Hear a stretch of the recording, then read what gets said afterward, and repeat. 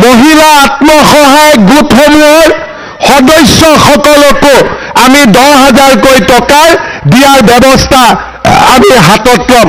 মহিলাসকল যিসকল ইয়াৰ নিৰ্বাচিত হ'ল তেওঁলোকৰ আমি তালিকাখন দিম। তালিকাখন দিয়াৰ পিছত আপোনালোকক আমি 3 দিনৰ ট্ৰেইনিং দিম। কিয় ট্ৰেইনিং দিম এই কথাটো বুজি লওক।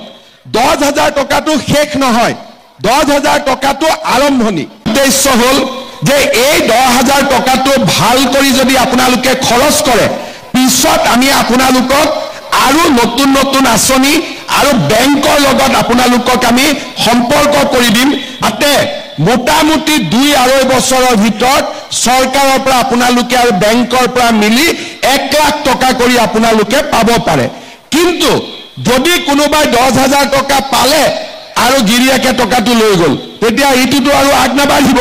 সেইকাৰণে এটা 3 দিনৰ ট্ৰেইনিং কৰি টকাটো আমাৰ আঁচনিখন কি কেনেকৈ আগবাঢ়িব লাগিব আমি বুজাই দিম আৰু তাৰ পিছত এনেকে মিটিং পাতি আপোনালোকক মই আহি টকাটো দি দিম। টকাটোতো 100% পাবই, খালি অকণমান অপেক্ষা কৰক, অপেক্ষাৰ ফলটো মিঠা হয়, হয়নে নহয়? গতিকে আপোনালোকৰ এই কামটো চলি আছে, একেবাৰে টেনশ্যন নল'ব।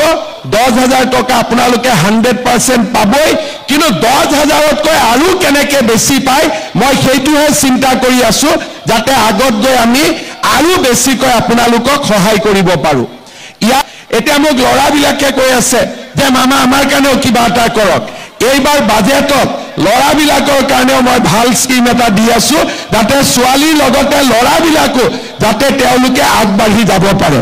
আগতে কোন চৰকাৰৰ দিনত আমি অৰুণোদয় পাইছিলোঁ, কোন চৰকাৰৰ দিনত আত্মসহায়ক গোটে উৎসাহ পাইছিলে, কোন চৰকাৰৰ দিনত নিযুত মইনা আঁচনি হৈছিলে, কোন চৰকাৰৰ দিনত আগতে দালি আৰু চেনিও ৰেচন কাৰ্ডত দিয়াৰ কথা হৈছিলে, কোন চৰকাৰৰ দিনত এনেকে মাইক্ৰ' ফাইনেন্সৰ লোন ৰেহাই পাইছিলে, আৰু কোন চৰকাৰৰ দিনত আপোনালোকে আজি 16 লাখ মহিলা ঋণৰ পৰা মুক্ত হ'ব পাৰিছিলে, বা কোন চৰকাৰৰ দিনত এনেকে লখিমপুৰ ধেমাজি অসমৰ আটাইতকৈ পিছপৰা অঞ্চলটোত কোন চৰকাৰৰ দিনত পোহৰ আহিলে, এই গোটেই কথাবিলাক আপোনালোকে নিশ্চয় চিন্তা কৰিব।